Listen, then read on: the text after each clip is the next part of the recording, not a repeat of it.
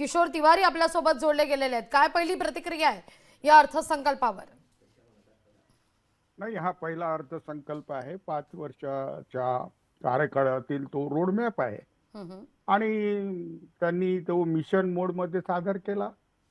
त्यांचा मिशन पहिला जो होता तो शेतकऱ्यांविषयी होता. तर त्यामध्ये तुरीच्या शेतकऱ्यांसाठी अ, बियाणे उत्पादक शेतकऱ्यांसाठी आणि सगळ्यात महत्त्वाचं म्हणजे जे भारतात सगळ्यात संकटात आहे हम्म. कापूस उत्पादक शेतकऱ्यांसाठी त्यांनी एक मिशन सादर केला आणि 100 जिल्ह्यात तो घेतला जाईल आणि त्याच्यातल्या जिल्ह्यामध्ये विदर्भाच्या जिल्ह्यांचा समावेश केलाय. त्याचा मला आनंद झाला आणि सरकारनी जो दिलेला कार्यक्रम आहे त्याचं मी स्वागत करतो. कारण कसं आहे की या दृष्टीने ते प्रयत्न करत आहे. त्याच्यासाठी विरोधक म्हणून आम्ही सकारात्मकरित्या त्यांच्या सोबत आहोत. त्यांनी क्रेडिट कार्डची मर्यादा पूर्ण भारताकरिता, म्हणजे तुम्ही बातमीत म्हणत होते की 100 जिल्ह्याकरिता, तसं नाही.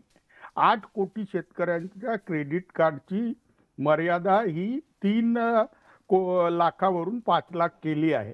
तर एक ब्रॉडर स्पेक्ट्रम मध्ये मला असं वाटते की कापसावरचं मिशन सक्सेसफुल व्हावं. दुसरं, तुरीचं उत्पादन देशाअंतर्गत प्रचंड प्रमाणात वाढावं आणि ही नगदी पिकं सुरक्षित राहतील याच्यासाठी सरकारकडून प्रयत्न होत आहे. त्याचं मी स्वागत करतो.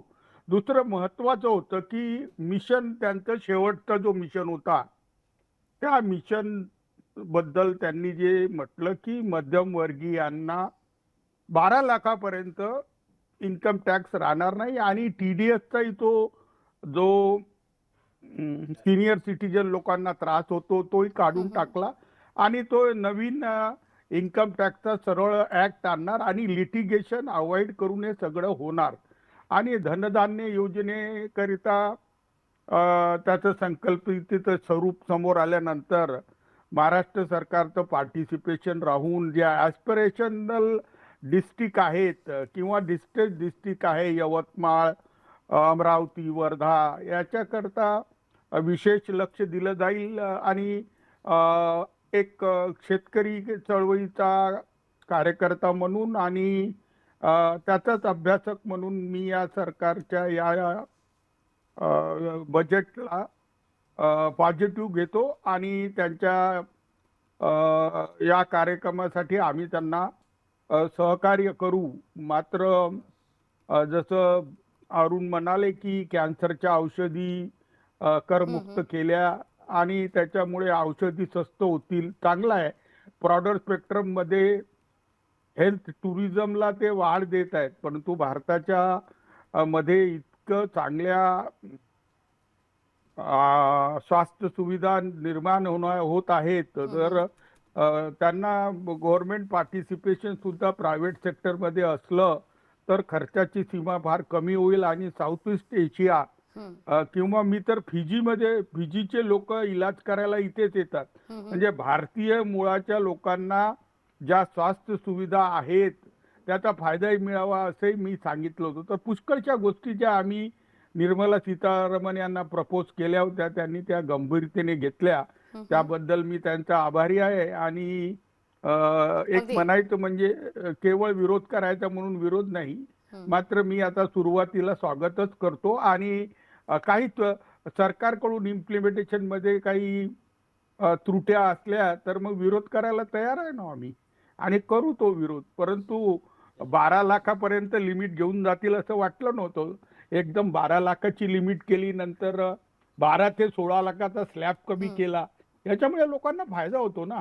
आणि TDS म्हणजे लोक रिटायर होतात, पैसे ठेवतात आणि लाखाच्या वर पहिले 50,000ची लिमिट होती, आता लाख लिमिट केल्यानंतर त्यांना महिन्याचं म्हणजे असंही त्यांना तो फायदा मिळेल आणि 12 लाखापर्यंतचं उत्पन्न असल्यामुळे त्यांना म्हणजे मध्यमवर्गीय मॅक्झिमम म्हणजे लोअर मिडल क्लासचे मॅक्झिमम लोक, चाकरमाने लोक याच्यामध्ये बेनिफिट मध्ये राहतील.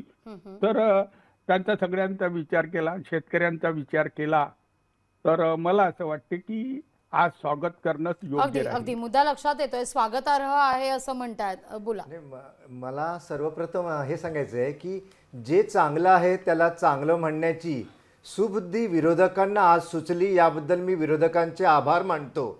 आता अशीच बुद्धी इतर जे काही तुमचे मुख्य प्रवक्ते आहेत त्यांना सुद्धा सुचावी आणि जे जनतेकरता या सरकारने सर्वोत्तम देण्याचा प्रयत्न केलेला आहे त्याचा अभ्यास करून पुढील काळामध्ये सुद्धा आपण तसंच वागावं ही मी सूचना करेन. कारण याच्या मी काही गोष्टींचा फक्त उल्लेख करेन. मगाशी जेव्हा अर्थमंत्री या हे सर्व वाचून दाखवत होत्या तेव्हा काही ज्या चांगल्या गोष्टी केल्या म्हणजे गोरगरिबांपासून, शेतकऱ्यांपासून, कामगारांपासून, शालेय विद्यार्थ्यांचा सुद्धा विचार या अर्थसंकल्पामध्ये झालेला आहे. पहा, आपण आता मोबाईल फोन वगैरे, टीव्ही, LED हे मध्यमवर्गीय सगळ्यांच्याच घरात असतात, त्या आता स्वस्त होणार आहेत.